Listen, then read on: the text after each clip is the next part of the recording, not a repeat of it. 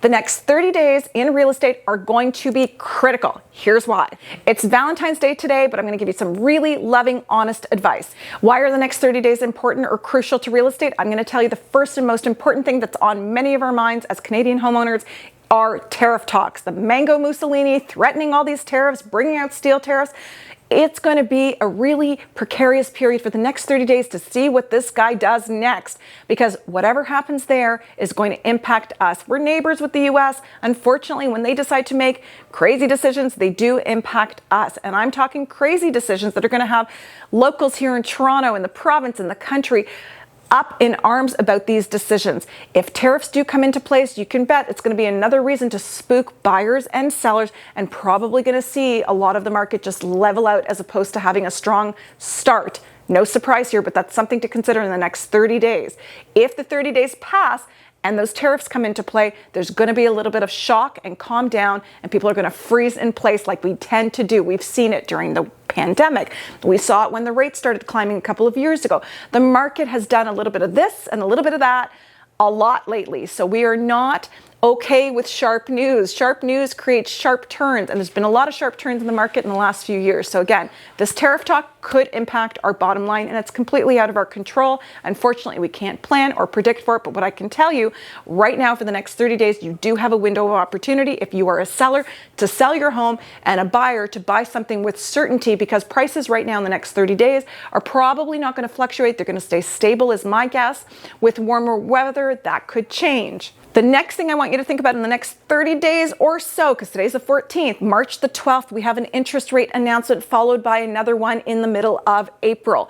When the rate announcements happen, if the rates stay stable, the market stays stable. If the rates get cut, there's a little bit of acceleration, an increase in mortgage applications, potentially people feeling that they can, if there's a lowering rate, that they can breathe again and they can hold in place, so they may not be selling. But transversely, buyers may feel confidence and a little bit of a boost and hurry up and get out there and buy. But for the next 30 days, we're not going to see one. We're going to have one on the 12th of March, like I said before. So for the next 4 weeks, it's going to be pretty predictable without much happening. And Family Day weekend coming up, and we've got March break for the holidays for the kids who go to school. So there's going to be 2 little periods of quiet time, and there might be very little bit of acceleration that happens there, but I'm going to tell you a lot clinches on what is going to happen with interest rates, because bottom line, that gives buyers confidence when the rates drop, and it creates breathing room, and people can make good decisions as buyers. And a lot of the time, buyers drive the market, okay? The days of being strong seller markets, I think we can all agree, we're not quite there yet, and we may not be there yet for another year, year and a half, until things are really robust in our economy. And because we rely so much on what happens across the border, what's happening with our dollar, what's happening with the rates, what's happening politically, we're sort of in this limbo state. All right, the other thing, which I don't love to talk about politics, but let's talk about it again. The political situation here, without a prime minister, an election being called, there's going to be a lot of stress and anxiety and distractions, if I could be so clear, about what's happening in this country, and that is going to impact people's decisions, because there's going to be all sorts of party pitches about what this one's going to do and what that one's going to do, and bottom line,